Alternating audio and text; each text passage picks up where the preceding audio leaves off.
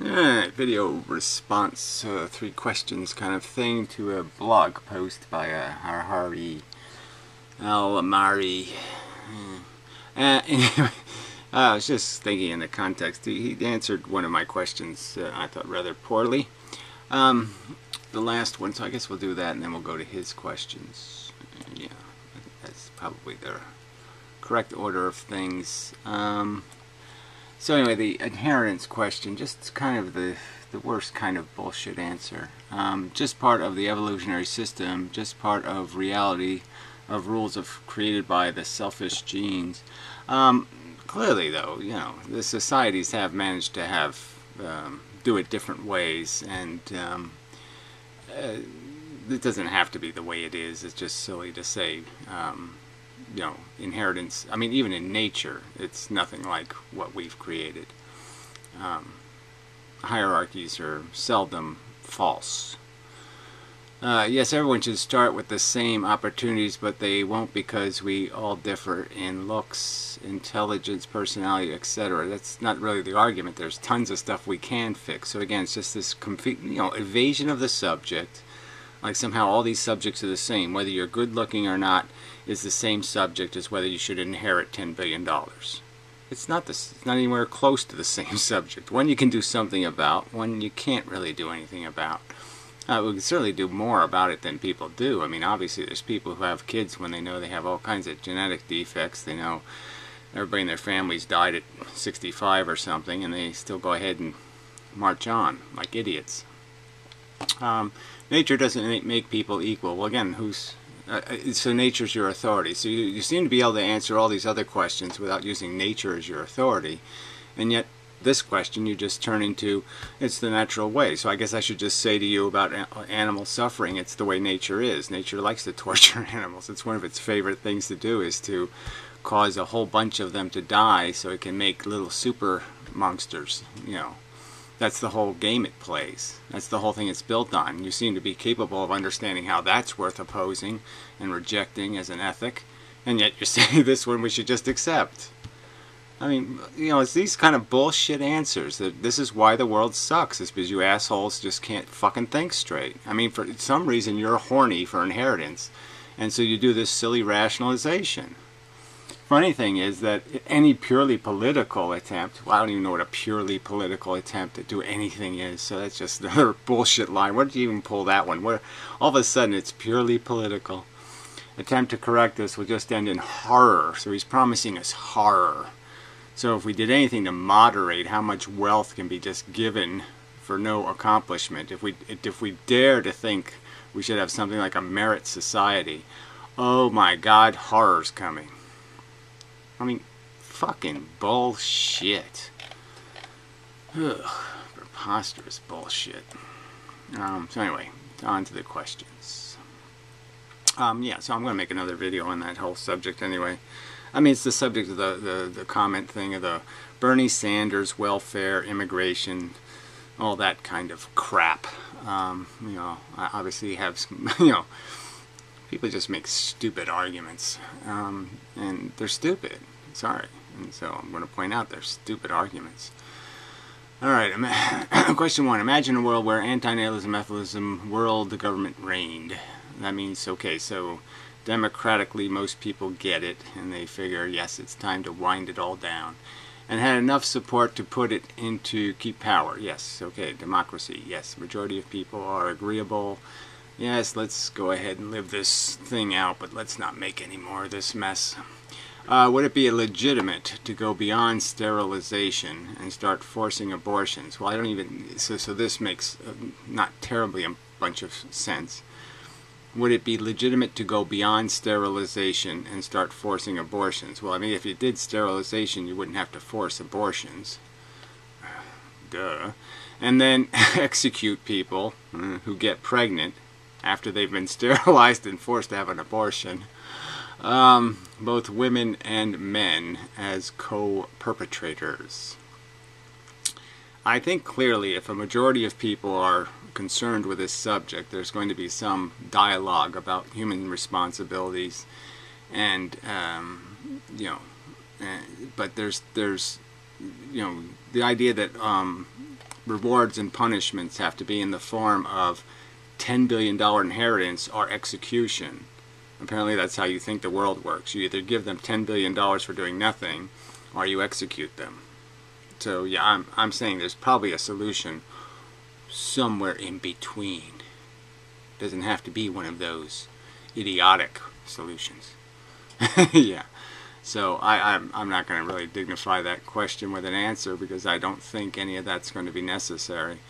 A few accidents happen, it's okay. They're just going to have to live with the fact that when it comes time to finish things off, they're going to have to get finished off also. So it doesn't really matter. I mean, if everybody's agreeable to the contract, and you're going to fulfill the contract, and you've put in place the inevitable doomsday mechanism, and they can't get to it and turn it off, then so what?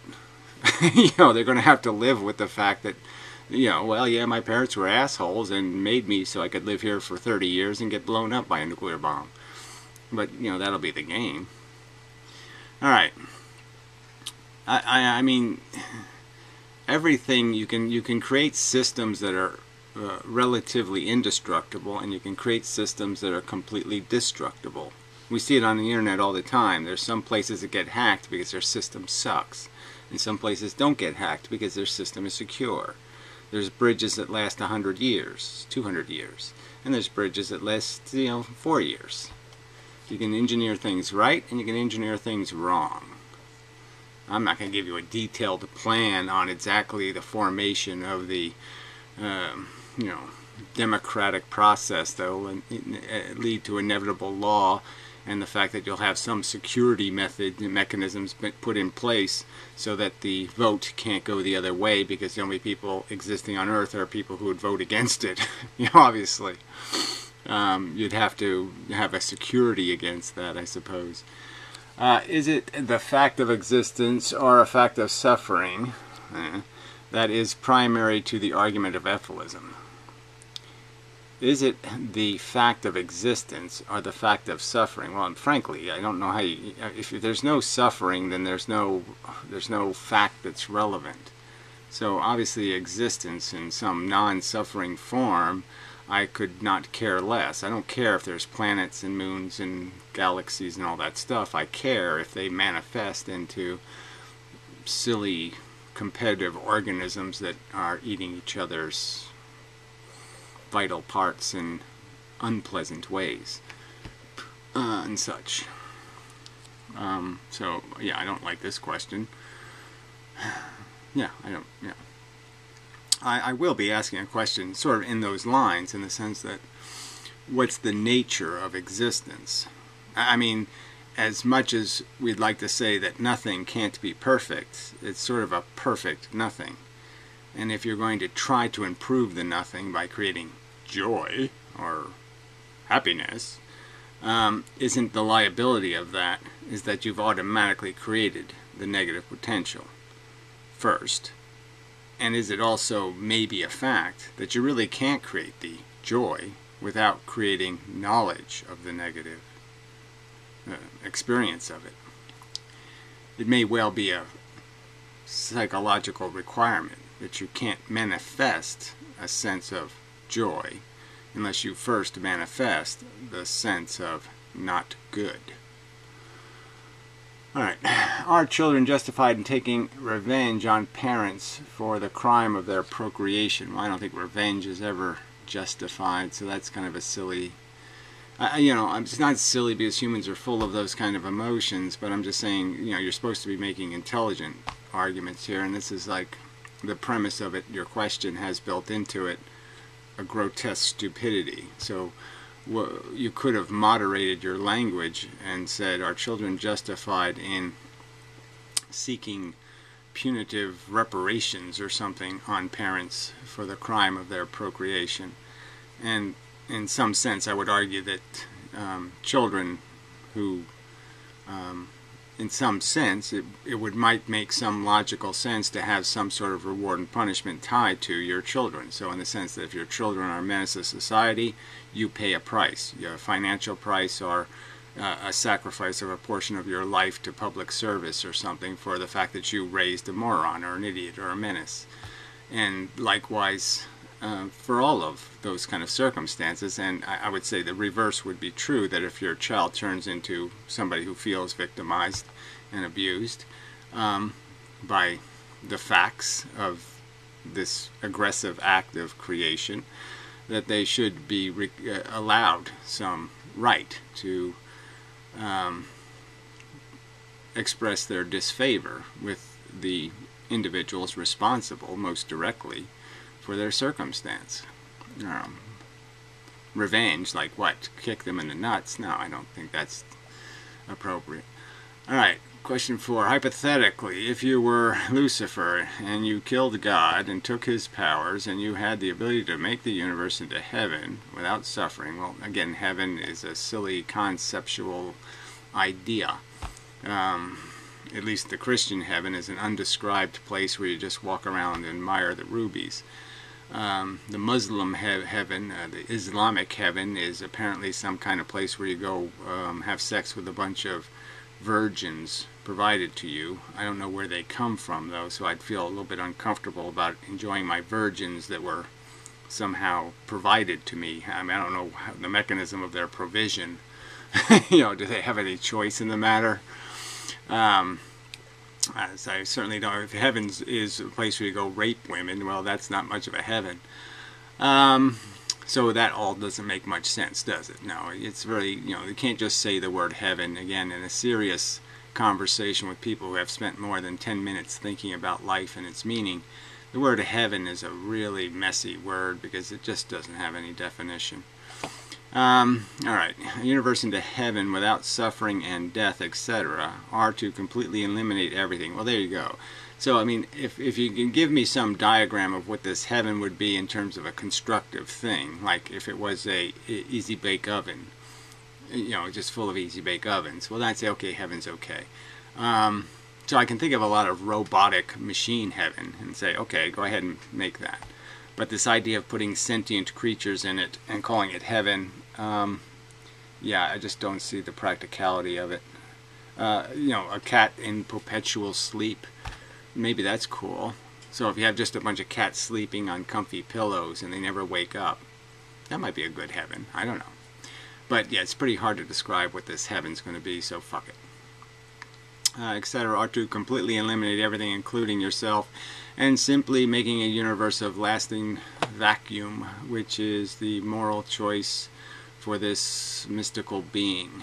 Well, let's say if I was a Lucifer and I did have these godly powers, I certainly would eliminate everything, but I'd be, you know, if I really had to eliminate myself too, the only downside to that is I might, since I'm a godlike entity, I might like to pursue the truth of the universe itself and how it is actually created and why, you know, and the mechanism, just to be sure I wasn't letting go of an opportunity to unplug a more vicious computer. You know, I mean, unplugging this crappy one on Earth, you know, that's a good ambition.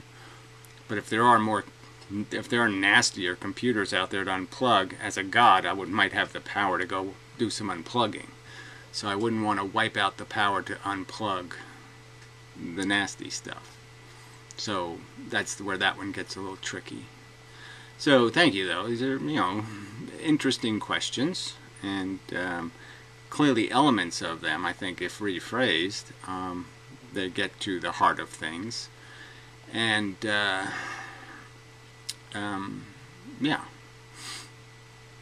I mean, our dilemma is that this is, you know, unfortunately the physics, you know, the mechanical universe creates this opportunity for this complexification. And I would argue that we are an extreme, just an extremely, extremely, extremely, extremely not common, not regular, not likely form or manifestation of the function. And clearly just the fact that human intelligence has only existed for this tiny 10,000, 20,000 year window, and that's it, and that it has every indication of not being able to be truly intelligent, you know, to be, you know, a little intelligence. A little intelligence is a dangerous thing, and that's what we've manage to do the little intelligence things, but not the big intelligent thing. And the big intelligent thing, unfortunately, does have the liability of this recognition of the futility and the redundancy and the perpetual nastiness of the function. The idea that most of the organisms are killed as children, to create the fun of the party. That every party that we're going to, so to speak, is made out of a bunch of skulls and bones that we're walking on every day. So all the fun stuff is made out of the terribly unfun stuff, and the unfun stuff is dead, a lot of it, so we don't hear it complaining because it's dead. And that's a real unfairness to the argument. We have a very skewed view of the argument because all the people on the other side of the argument, the hey, fuck you, they're all silenced by being dead. And so it gives people a very skewed view of the state of things. And that's one of these things that requires, I think, higher intelligence, is to understand that the victims are, most of them, been silenced, okay, by death. And you should appreciate that and realize that for every speaking victim, hello, there's a whole bunch of dead ones.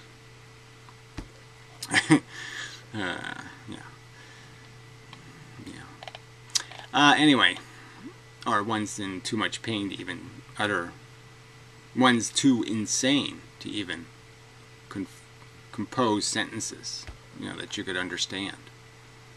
Those victims are silenced in rubber rooms somewhere, or heavily sedated, and people don't pay any attention to their opinion, even though they can pretty easily surmise what their opinion would be, which is fuck off.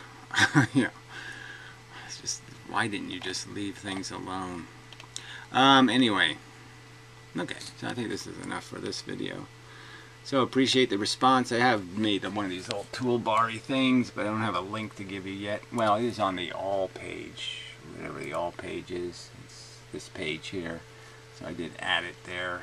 So I took Vlogodome down for temporarily. But anyway, I will provide links here and there to it eventually. So I'll put the link to the all pages in the description. It should be. It's in every video.